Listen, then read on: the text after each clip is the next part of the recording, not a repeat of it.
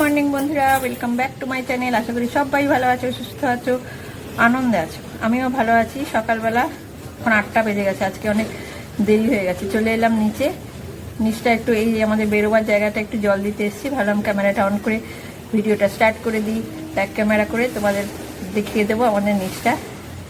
ঠিক আছে, চলো দেখিয়ে দিই। আমি তো উপরেই থাকি, নিচে খুব একটা আসি না।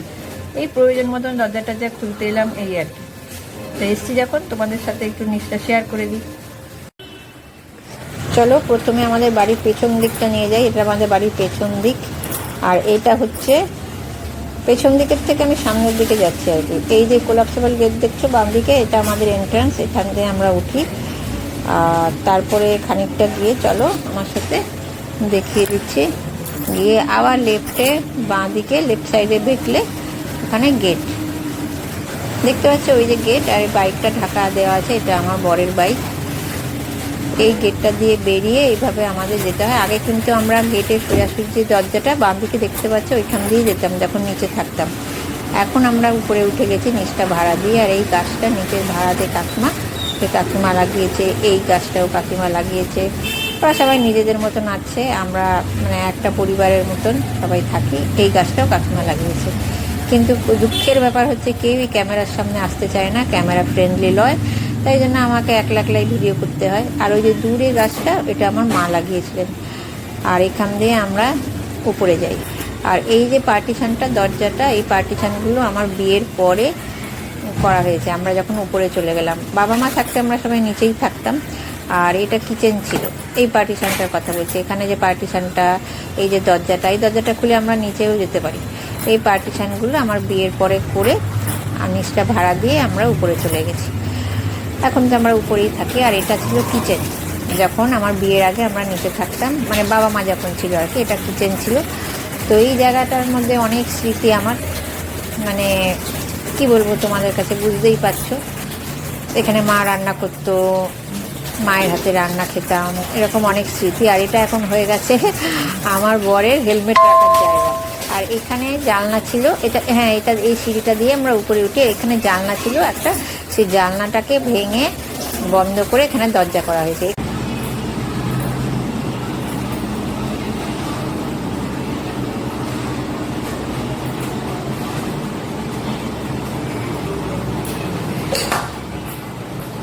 উপরে এসে কাজকর্মগুলো মোটামুটি সারলাম, গোছানো হলো। এখন আজকে রান্না নেই, যদিও কালকে চিকেন করেছিলাম। চিকেন করলে আমাদের সেরকম কিছু লাগে না, ডাল চিকেন হলেই হয়ে যায়। আজকে ডালটা কালকে শেষ হয়ে গেছে, একটু ডাল করবো, চিকেন আছে, আলু ভাতে দিয়ে দিয়েছি, হয়ে যাবে। আজকে রান্নার আমার ছুটি রান্নার খুব ভালো লাগবে। রান্না করতে আমার একদম ভালো লাগে না গো।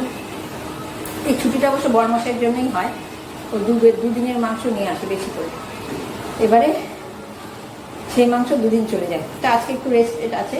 আর বর একটু বেরিয়েছে বাইরে, সকালবেলা একটুখানি বাইকটা নিয়ে ঘুরে আসে।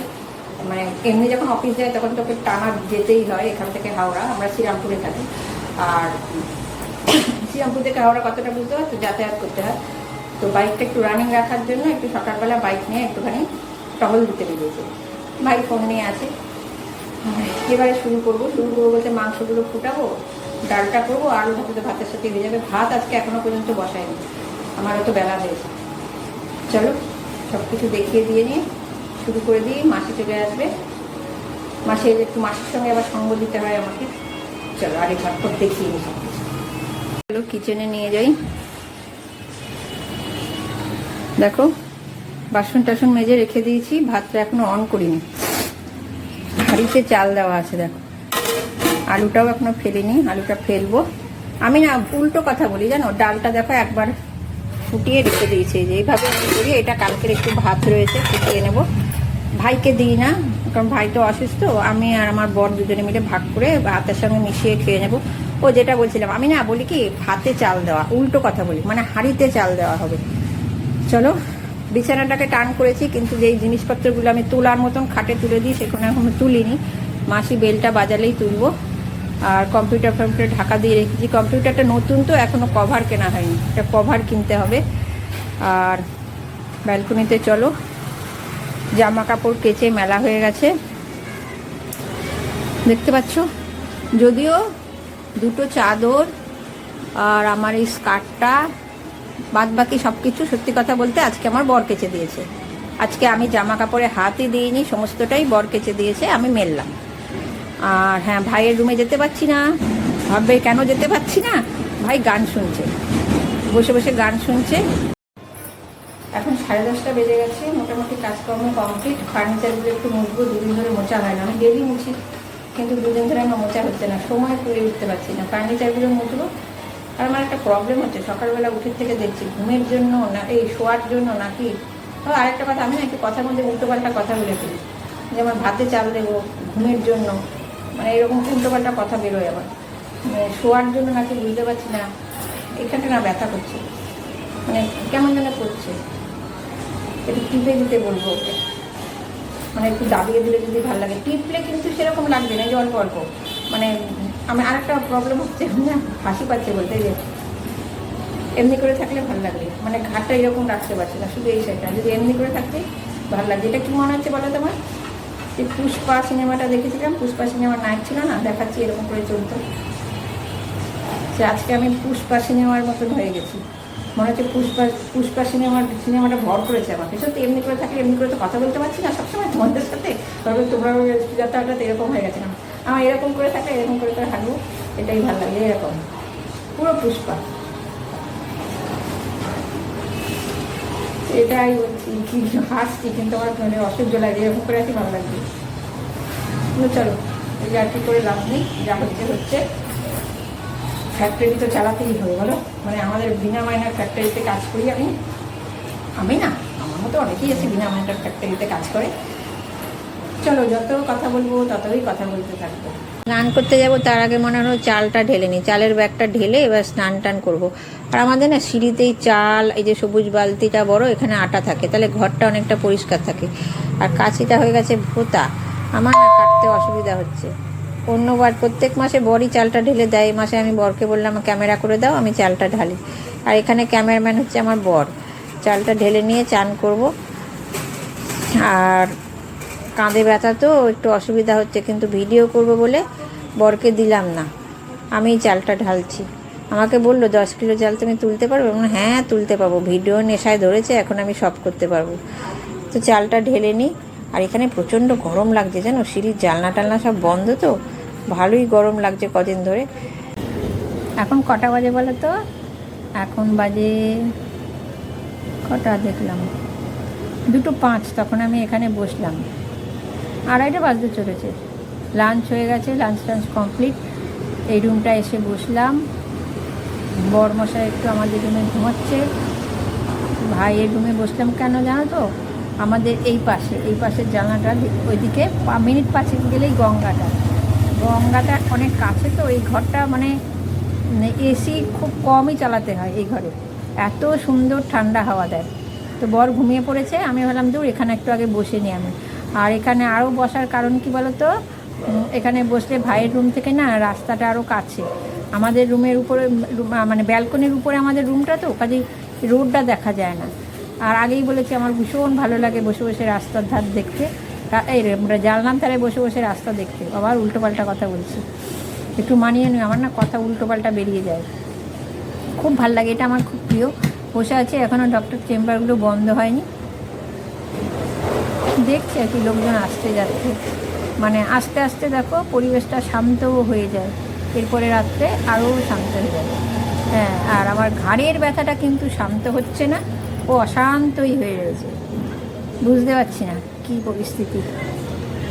আমাকে বললো যাও ঘাড়টা একটু ভলিনি দিয়ে স্প্রে করে টিপে দিই। আমরা এখন না, সারাদিন দেখি, রাত্রে দিও, শোবার আগে দিও। কেন জানো তো, আমার না কিছু হলে ভালো লাগে না। আমি কারোর কিছু হলে আমি বিব্রত বোধ করি, মানে বিব্রত ভাষাটা ভুল বললাম না কি জানি না, মানে কি বলবো, আমার খুব একটা টেনশান হয়, কি করে ভালো হবে, কী করে হলে। নিজের কিছু হলে না আমি এটা গা করি না। অ্যাকচুয়ালি ব্যাপারটা হচ্ছে, নিজের কিছু হলে আমি কতখানি কষ্টটা হচ্ছে এটা ফিল করতে পারি, কারোর কিছু হলে তো ফিল করতে পারছি না, তখন মনে হয় কত যেন কষ্ট হচ্ছে, এরকম একটা লাগে। যাই হোক, সহ্য ক্ষমতার মধ্যেই আছে ব্যথাটা, ওই যে সেই এমনি করে থাকছি, খানিক্ষণ পরে পরে ভালো লাগবে। আমাকে নিচের ভাড়াতে কাকিমা যখন না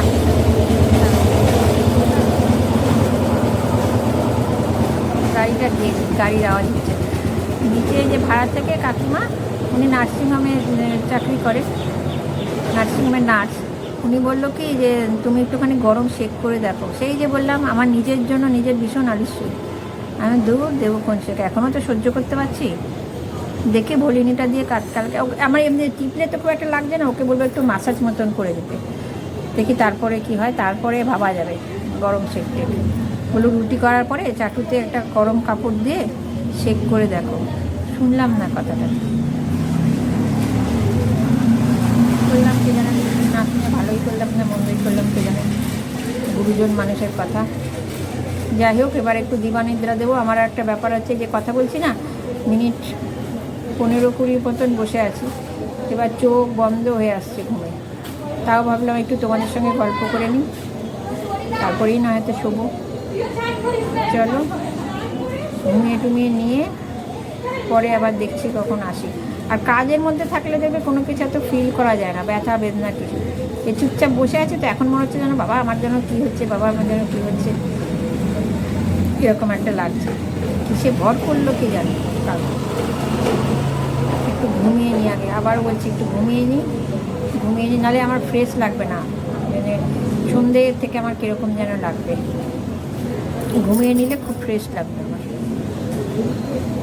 চলো ঘুম থেকে উঠে আবার দেখা করবো তোমাদের সাথে। গ্রোসারি আইটেমগুলো চলে এসছে, ফ্লিপকার্টে অর্ডার করা ছিল। সাধারণত প্রত্যেক মাসে দুপুরে দিতে আসে, এবার আবার সন্ধ্যের পরে দিতে এসছে, সেগুলো নেওয়া হচ্ছে। সব আইটেম ফ্লিপকার্ট থেকে করা হয় না, আমাদের পাড়াতেই মেগা মার্ট আছে, সেখান থেকে আবার কিছু আনবো। যে চালটা আর আটাটা রেখে দিয়েছি এখানে। সকালে যে চালটা ঢাললাম সেটা গত মাসের চাল, আর এই মাসে আবার এই ব্যাগটা আনলাম। আর আটাটা 10 কিলো একবারে নিয়ে আসলাম, যে সারা মাস 1 মাসের বেশিই যায়, 1.5 মাস মতন যায় আটাটা, চালটা 1 মাস যায়। আর এখানে গ্রোসারি আইটেমগুলো ফ্লিপকার্ট থেকে যা এসছে সব সাজিয়ে রেখেছি। এগুলো গুছিয়ে নিয়ে বরকে বলবো একটু কাঁধে ভলিনি স্প্রে করে মাসাজ করে দিতে। দেখো বিস্কুটের প্যাকেটই বেশি আছে এখানে। তারপরে ডিনার ফিনার রেডি করে খাওয়া দাওয়া করে শোবো। তো চলো আজকের ভিডিওটা এখানেই এন্ড করছি, গ্রোসারি আইটেম দিয়ে এন্ড করলাম আজকের ভিডিও। মনে হচ্ছে ভিডিওটা লং হয়ে যাচ্ছে, আমি তো এত লং ভিডিও করছি না। তো দেখা হবে একটা নেক্সট ভিডিওতে, ততক্ষণ পর্যন্ত তোমরা সবাই ভালো থেকো, সুস্থ থেকো, আনন্দে থেকো। টাটা।